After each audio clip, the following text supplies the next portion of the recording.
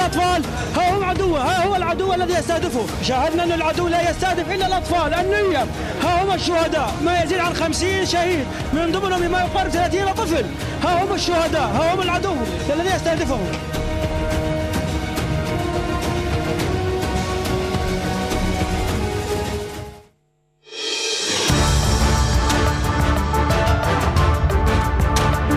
This is the English service of Radio Algeria International.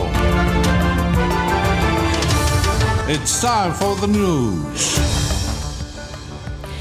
The President of the Republic, Mr. Abdelmajid Tebboune, has been received by his Egyptian counterpart, Abdel Fattah al-Sisi, in Cairo as part of his working and brotherly visit to the sisterly country of the Arab Republic of Egypt. And Algeria has been elected first Vice President of the Arab Parliament during a session held at the Arab League's headquarters in Cairo. A new airstrike carried out today by the Israeli occupation hit a school sheltering displaced west of Gaza in the wake of another attack that killed 45 Palestinians in the northern part of the enclave.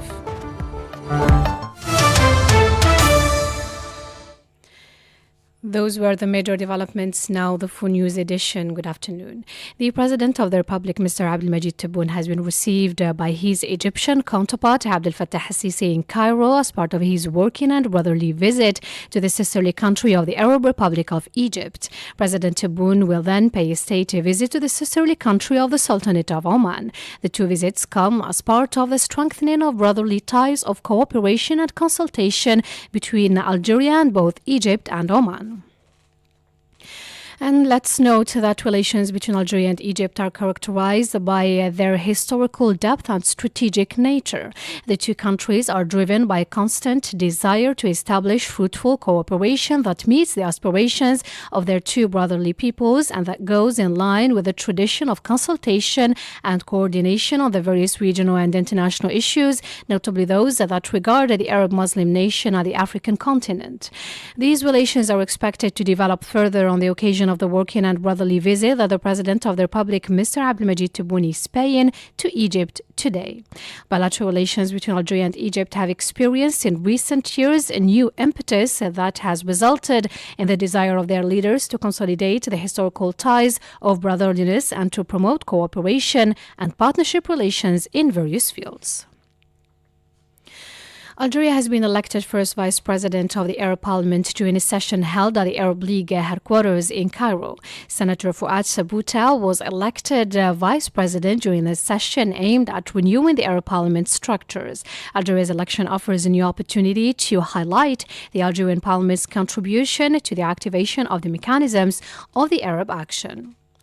And the Minister of Solidarity, Family and Women Issues, Ms. Kauter Kriko, will participate in the first International Ministerial Conference on Women, Peace and Security, slated for tomorrow, Monday, in Manila, the Philippines. A statement of the ministry indicated that the three-day conference is the first of the like in terms of the topics to be addressed, which revolve around women, peace and security, and also in terms of the number of participating countries and the eminence of the personalities attended. The gathering has a paramount importance as it constitutes an opportunity to shed light on women in the midst of the instability, brutality, conflicts and war prevailing in the world, for most of which the barbaric Zionist aggression on the Gaza Strip and the ensuing massacres and miseries it left behind. Finance Minister Laziz Fayed has affirmed in Algiers that the 2025 draft finance law is evidence of the state's commitment to its social character based on the declaration of November 1st and in implementation of the guidelines of the President of the Republic, Mr. Abdelmajid Tebboune. More details with Mohammed Khatil. Speaking on the sidelines of a conference organized by the General Directorate of Customs on the occasion of the celebration of the 70th anniversary of the outbreak of the November 1st, 1954 revolution, Mr. Fayed stressed that 80% of the expenditure and measures planned under the new draft finance law reflected the social dimension of the state. Regarding the conference hosted by the President of the Algerian Commission for History and Memory, Mohamed Lahsen Zaghidi, the minister considered that this initiative aims to consolidate the values of loyalty to the martyrs of the revolution nation renew the oath and continue the path of edification and construction.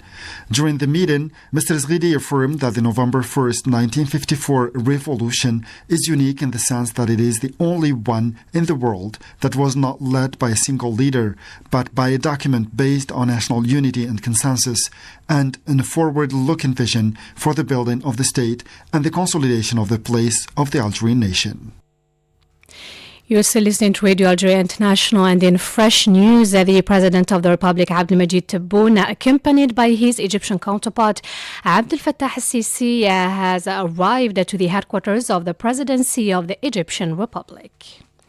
You're still listening to Radio Algeria International. The delegation of the African Union has arrived in the western Syria of Oran to monitor the 4th Pan-African Youth Forum preparations scheduled for November 1st. During their stay, the delegation will visit various sites hosting participants and will hold meetings with the organizers to decide on the final program of the continental event. Several partnership agreements have been signed between Algeria and Qatari companies during the first edition of the Algerian Products exhibition in Qatar. The agreements signed include a memorandum of understanding and of cooperation and trade exchange between the Ferrovial Group and the Shaheen bin Mohammed Lahdan Al Muhannadi Group, in addition to another memorandum between the Furniture and Carpentry Group, Divindos, and the Qatar International Business Council. Meanwhile, cooperation agreement was signed between the pharmaceutical company IMGSA and the Mohammed bin Mohammed Holding, which activates in the health sector. This exhibition, which wound up yesterday, was marked by the participation of more than 150 Algerian companies and a large number of visitors who appreciated the Algerian products. The governor of the Bank of Algiers, Salahuddin Taleb, has warned against the persistence of geopolitical tensions given their repercussions on global economy. Majid Mila has the details. During his participation in the 5th meeting of the International Monetary and Financial Committee in Washington, Mr. Taleb said while the global outlook offers encouraging signs, major causes for concern remain on the global economy. He said the regional risks stemming from the Israeli aggression against Palestine and Lebanon are at an unprecedented level. The scale of the humanitarian catastrophe marked by dynamic loss of life, human suffering, danger and childhood diseases, as well as massive population displacement in Palestine and Lebanon. He lamented that while all wars are tragic, the tragedy of the Israeli aggression against Palestine and Lebanon is unique and truly unprecedented, the consequences of which will impact generations. He thus said that the immediate cessation of all hostilities and the restoration of a lasting peace constitute the first stone for lasting global prosperity and economic and social stability. Mr. Taleb also mentioned the worrying situation of many low-income and economically vulnerable countries within the current uncertain global context. You are still listening to Radio Algeria International, 2:38 minutes Algiers time, and to the Middle East now. New airstrikes carried out today by the Israeli occupation hit a school sheltering displaced people west of Gaza in the wake of another attack that killed at least 45 Palestinians in the northern part of the enclave. Majid Mila again. Scores of others, mainly women and children, were wounded in the attack, which targeted a residential area in Beit Lahia in Gaza's northern. According to media, over 850 people were killed for the past 3 weeks in the relentless attacks launched by the Israeli occupying forces on Gaza's northern. The Palestinian National Council condemned the massacre perpetrated by the Israeli occupying forces and deplored the international community's silence over the disastrous humanitarian situation and its failure to force the Israeli occupying authorities to abide by the international law. The Palestinian National Council was quoted by the news agency Wafa saying that such crimes revealed the genuine objective and unrevealed schemes aimed at exterminating the Palestinian people and to empty the land in order to erect Jewish settlements. Meanwhile, the World Health Organization WHO warned against the serious humanitarian situation in the northern part of the Gaza Strip triggered off by the Israeli attacks. The head of WHO stressed that the situation was catastrophic, evoking precisely the Kamal Adwan hospital, which is lacking serious shortages of medical supplies. His statement was made after the hospital was assaulted by the Israeli soldiers who arrested several members of its staff. A member of the hospital staff, Sabah Al-Aid, is giving more details about the attack. They searched the various departments of the hospital and held all the staff inside the hospital, but in the early hours of the morning, we were surprised by the detention of all the medical personnel, including doctors, nurses, and administration staff. They took them out naked, with eyes covered and hands tied up. They took them out of the hospital on board Zionist Army's vehicles. After a while, just a few of the medical personnel who were arrested came back to the hospital, and the Zionist occupation forces withdrew from the hospital, leaving behind destroyed ambulances and vehicles, as well as destroyed walls and various structures of the hospital. Let's recall that over 42,900 Palestinians have been killed since the Israeli army launched its attacks on Gaza over 1 year ago. You're still listening to Radio Algeria International, 2:40 p.m. Algiers time, and still with our fresh news. The President's Parade has just arrived to the headquarters of the Presidency of the Egyptian Republic. The President is accompanied by his Egyptian counterparts, and they are now listening to the anthem of both countries.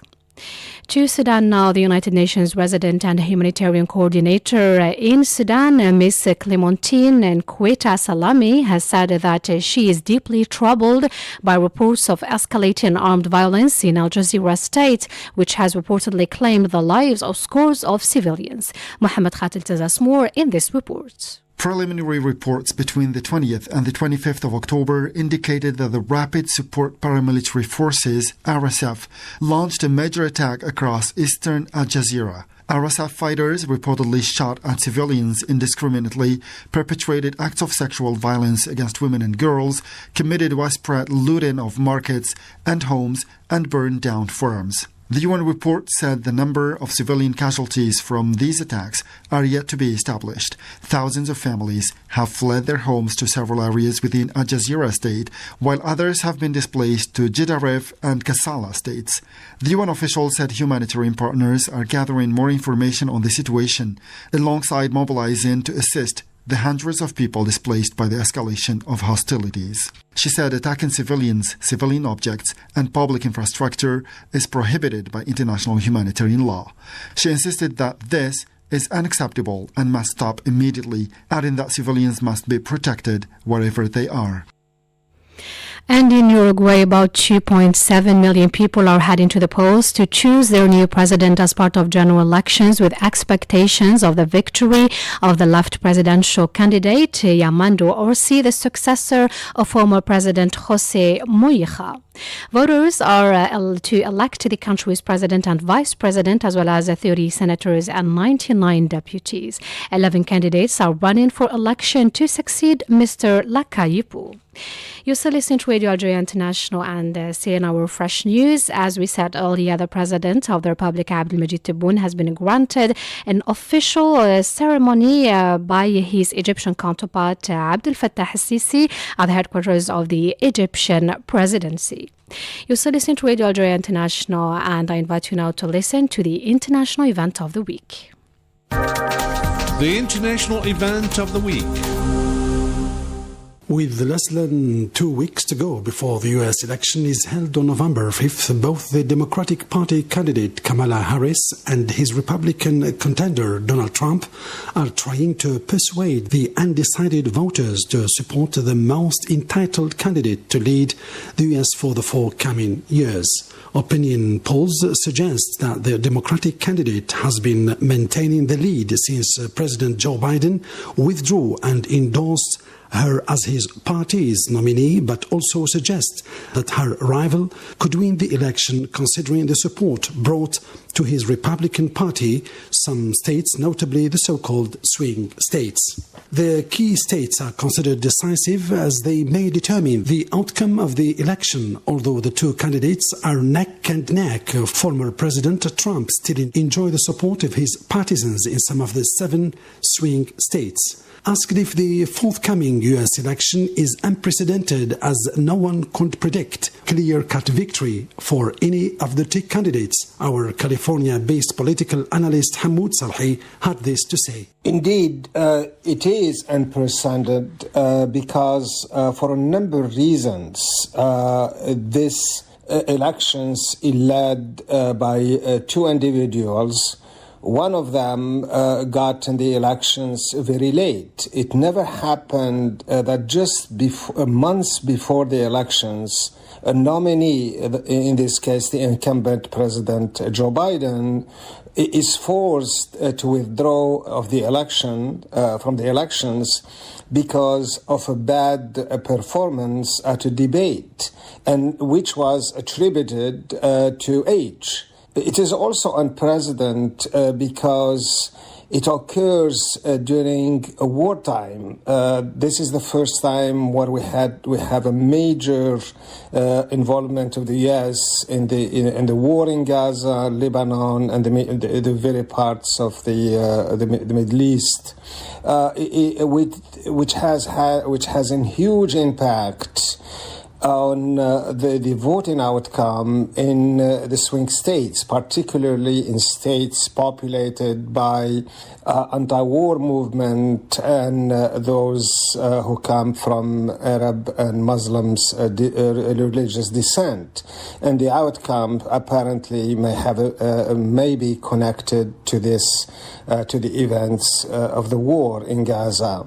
And finally, last but not least, this is the first time we have a one-term president who refuses to accept the results of the elections he lost, run for another term, and in more ways than one appears to be having a strong chance to win.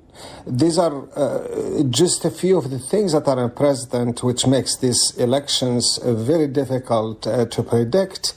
But just as we've seen before, in 2016, we might be surprised by any of these candidates win. We could be surprised by the fact that Donald Trump is back, or by Harris, her ability to win with a short period of time in campaigning. Millions of people have already cast the ballots either in person or by mail in the 2024 general elections early vote to renew the U.S. Congress members. The United States presidential campaign offered a space to the Democrat and Republican candidates to expound the vision and convince the partisans that he or she could better address such thorny issues as the gun control policy, migration, abortion, climate change, or taxes, over which the liberal and conservative candidates have been diverging.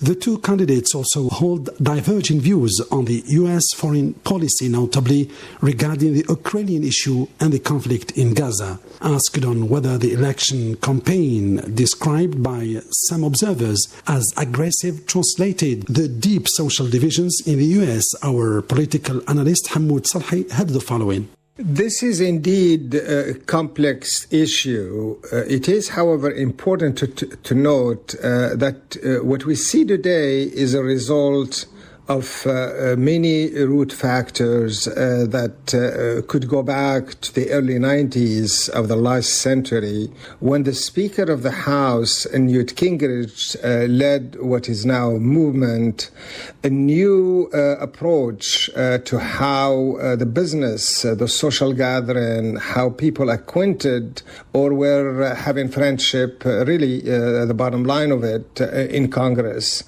He, as an example, barred newly elected Republicans from attending orientations held jointly by Congress to familiarize the new members with the rules of the working of the legislative institution. At the same time, he also banned social gatherings, which were organized at the end of Congress sessions with all members.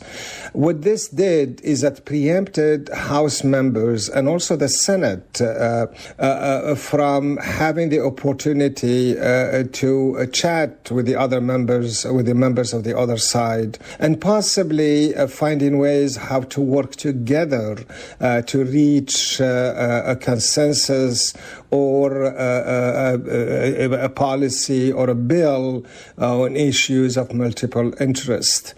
In American society, that is translated into a growing divide in political beliefs. As an example, 62% of Republicans and 54% of Democrats had a very unfavorable view of the other party in 2022, which was higher than it was a few years back. Another sign is that Americans are likely to dislike the other party members more than they were many years ago. They describe the other party members as close-minded, dishonest, and immoral.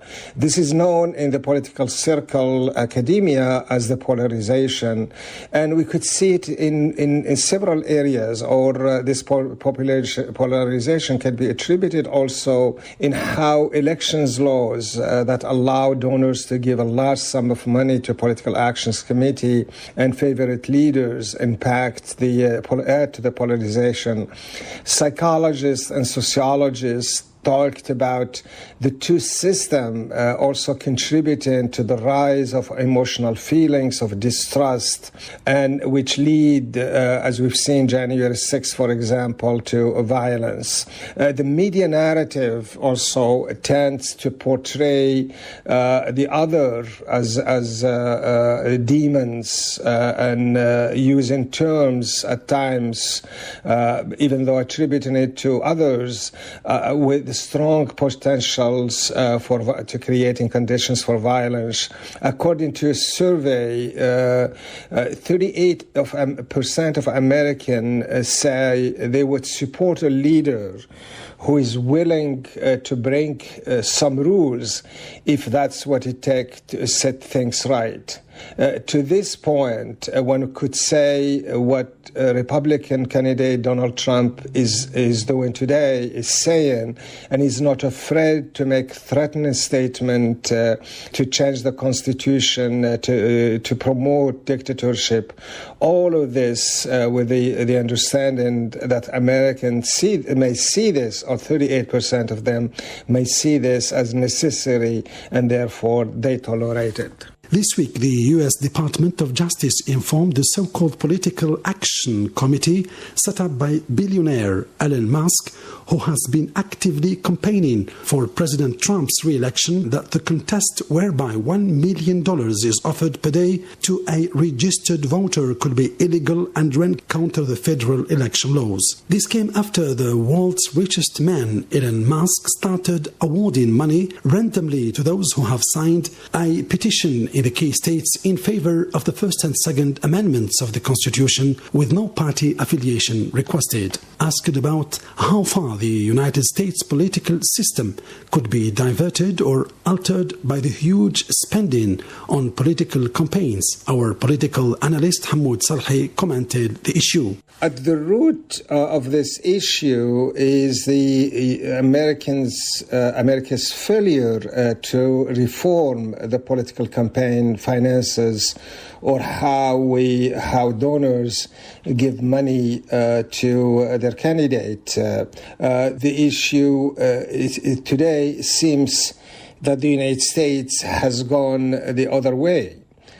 From pushing previously in 70s, 80s, and the 90s for less influence, for looking at how the Political Actions Committee work. So for less influence of money on the outcome of elections to more. And this begins by the United States Supreme Court decision, a decision known as Citizens United, allowed the big money to influence elections in ways which have never been done before. Under this ruling, the Supreme Court allowed donors to gain a far bigger access to influence candidates than they used to by giving them ways of how to give money as much as they can to institutions affiliated with the candidate or a republic or a party, and or directly. The limit, as a result, the limit of the contributions by the donor was lifted under this rule by the Supreme Court, allowing the donors to pour unlimited funds into campaigns and without having to reveal the identity. In the systems, big donors can give a limited amount to what is known as Super Political Actions Committee, and which in turn is put to serve the candidates without any restriction. The only restriction perhaps is really superficial. The donor must have no connections whatsoever to the candidate, and that is really not a restriction at all. In reality, while this benefits those who run for political office from the standpoint of getting a lot of money, the media is in fact the strongest or the benefactor. Limited donations means more money for the candidates to spend on advertising to promote their candidacy. The television ads are a big source of revenues for that matter. This is perhaps the main reason the media hardly reports on the dangers of American democracy or the need for a political campaign finance reform. Rather, the media emphasize the amounts raises or who is winning the donor hearts and try to draw a conclusion that this is good for the candidate or bad for the candidate, but never bad for the American democracy or people. According to media, the Political Action Committee set up by Elon Musk to support President Trump has already spent about $120 million in the presidential race. You're still listening to Radio Algeria International, and let's recall that as part of the President of the Republic's working and brotherly visit to sisterly Egypt, President Abdel Fattah al-Sisi has granted President Tebboune an official reception at the presidential Al-Ittihadiyya Palace. The two presidents then listened to the anthems of both Algeria and Egypt. Let's note that the President of the Republic, Mr. Abdelmajid Tebboune, has been received by his Egyptian counterpart Abdel Fattah al-Sisi in Cairo as part of his working and brotherly visit to the sisterly country of the Arab Republic of Egypt. You're still listening to Radio Algeria International. That's it for our news bulletin. Now the headlines. The President of the Republic, Abdelmajid Tebboune, has been received by his Egyptian counterpart, Abdel Fattah al-Sisi, in Cairo as part of his working and brotherly visit to Egypt. And Algeria has been elected first Vice President of the Arab Parliament during a session held at the Arab League's headquarters in Cairo. A new airstrikes carried out today by the Israeli occupation hit a school sheltering displaced people west of Gaza in the wake of another attack that killed 45 Palestinians in another part of the enclave. That's it, dear listeners, for the English edition. I'll leave you now. I'll meet you again tomorrow at 2:30 p.m. Just time for our fresh news edition. Goodbye. إفريقيا تتغير. هدفنا هو بناء جيل جديد مسلح بالمعرفة والإبداع.